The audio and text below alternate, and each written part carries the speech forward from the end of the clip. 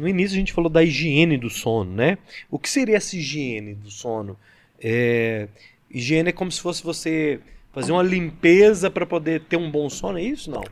Ou falei bobagem? De novo. Não é uma bobagem, não, imagina. É uma preparação mesmo para o sono, né? De Existem os mandamentos disso? Uma cartilha? Tipo isso. Tipo isso, mais ou menos. Quais são as... Já me fala os 10 passos aí, minha filha. Anota aí. Vou pensar em 10, pega o papel. O que seria essa higiene? Explica pra gente, assim.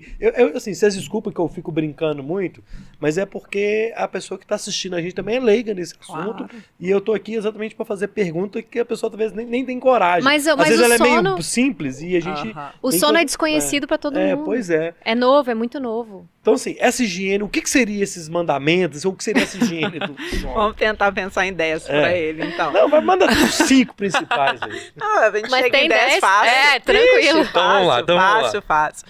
Então, primeira coisa, hoje a gente fica muito exposto à luz. E por que essa questão de falar muito, né, de luz, de tela é tão importante? Como que a gente pensa que o nosso cérebro identifica que é hora de dormir? Será que é assim, é aleatório? Que normalmente é à noite que a gente tem sono? Não, isso tem relação com o ciclo claro escuro. Então isso é lido, a gente tem um relógio biológico. Então percebam, por que a gente sente fome normalmente meio-dia? Por que a gente quer dormir à noite? Então a gente tem um relógio que a gente chama de relógio interno, que é o nosso relógio biológico, e que ele tem certas horas mesmo para algumas coisas, e que inclusive ao longo do dia a gente vai dando pistas para esse relógio. Então observem quando a gente está fazendo uma alimentação, como a nutricionista, como que a gente começa a sentir fome realmente nas horas de comer. A maioria. Sempre. Dê esse tipo de exemplo pra mim, não, doutora? Quem leva a sério, né, no caso? Quem leva a sério?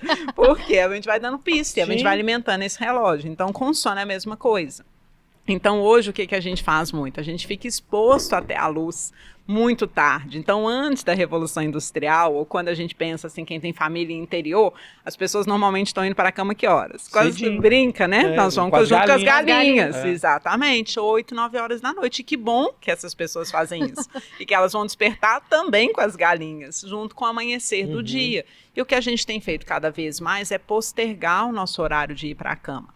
E muitas vezes expostos à luz. E a luz vai atrapalhar a liberação de melatonina, que é um hormônio natural que a gente tem e que é indutor do sono. E que ela é liberada em maior quantidade na ausência de luz. Então, uma das questões é, vamos estabelecer horários regulares de ir para a cama? Então, como Flávia já conversou, né, antes, a gente sempre dá uma conversadinha antes, nosso corpo trabalha muito com regularidade. Então, conversa com pessoas, eu tenho, né, a gente que trabalha com reabilitação, a gente trabalha com muita gente idosa, e sempre que eu tenho um paciente centenário, eu tenho muita curiosidade. Qual que é o segredo, né, pra gente viver 100 anos? Na maioria das vezes, não é aquela pessoa que é a mais saudável de todas, ou que praticou atividade física a vida inteira, ela até come o torresminho, toma pinguinha, mas ela tem regularidade. Então, eu vou sempre dormir 9 horas da noite, eu sempre saio da cama às 5 horas da manhã, eu sempre tenho os meus horários de comer. Regularidade para o nosso corpo é muito importante, porque a gente dita o ritmo junto com o nosso relógio. Então, estabelecer horário de ir para a cama e horário de sair para a cama é um dos segredos da higiene do sono. Evitar a exposição à luz, para quê? Porque tem essa questão da luz, quando a gente fica exposto à luz, a gente vai atrapalhar a liberação de melatonina, e a melatonina é um importante hormônio indutor do sono. Esse é um outro aspecto. A gente utilizar o nosso quarto como realmente lugar de dormir. Exato. Então, muitas vezes, o que a gente faz? Exato, faz da nossa cama um escritório. Então, fica ali trabalhando, aí já está exposto à luz, trabalhando, estressado, pensando no ambiente da cama, que é um lugar que deveria o quê? A gente está diminuindo a atividade, sistema parasimpático entrando um pouco mais, a gente relaxando, e a gente está fazendo daquele momento ali um momento, né, de super estresse. Evitar consumo de cafeína. Aí a literatura, né, tem aí as variações, 6, 4 horas, né, parar. Então, pelo menos 6 horas antes, né, de dormir. Por quê? A gente tem uma molécula importante, que é a adenosina, que é durante o dia. A gente vai gastando energia. Tudo que a gente faz, a gente precisa de energia. A gente está movimentando o tempo inteiro. E com isso, a gente vai utilizando o glicogênio e liberando a adenosina, que a gente até fala que é uma molécula muito importante para ajudar na questão do sono. Então, quanto mais adenosina disponível, não é à toa que quando a gente faz atividade física, normalmente a gente dorme melhor, porque a gente liberou mais adenosina, porque a gente gastou mais energia.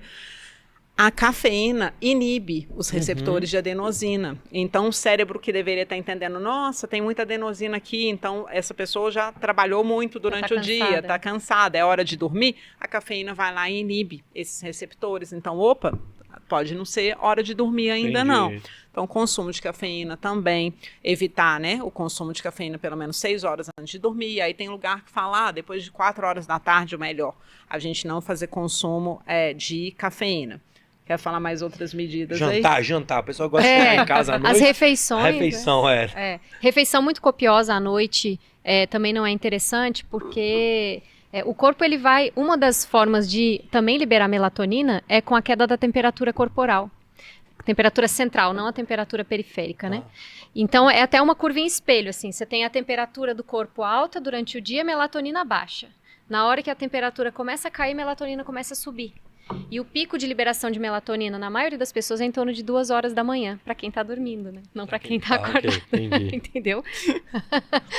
Mas, e aí, quando você faz uma alimentação muito copiosa perto da hora de dormir, ou quando você faz uma atividade física muito extenuante perto da hora de dormir, você interfere na temperatura corporal e todo o processo digestivo também, que gasta muita energia. Então, é o momento do seu corpo ele entrar em repouso e não estar em atividade. Então, se você faz uma atividade física 7, 8 horas, 9 horas da noite, depende muito se a pessoa, porque a Liliane falou dos curtos dormidores e dos longos dormidores, mas tem os matutinos e os vespertinos também, que são aquelas pessoas, matutino é aquele que dorme com as galinhas, acorda com as galinhas e rende muito bem de manhã. O vespertino já é aquele que não consegue, que o melhor horário produtivo dele é tarde e noite, e se ele pudesse dormir até meio-dia. Então, essas variações fisiológicas, elas mudam de acordo com esse perfil, esse cronotipo que a gente chama. E aí, só que se você é um intermediário, que é mais ou menos a maioria, né? A maioria é intermediário. E você vai fazer uma atividade física por volta de 8, 9 horas da noite, você já começou atrasando a sua queda na temperatura fisiológica, o seu início de liberação de melatonina. E aí, naturalmente, você vai atrasar. Tanto que as pessoas falam assim, eu fico mais excitado, né? Mais agitado depois, principalmente quando é uma atividade física mais extenuante. Sim. E aí você já roubou aí 2, 3 horas do seu sono por conta de um hábito, né? Porque é o que a Liliane estava falando. Tem um livro muito interessante que chama Ladrões de Sono. E aí ele fala, né? Comprei um cachorro, tem que passear com o cachorro. Aí eu vou fazer o quê? Eu vou acordar mais cedo? Já roubei meia hora do meu sono, né?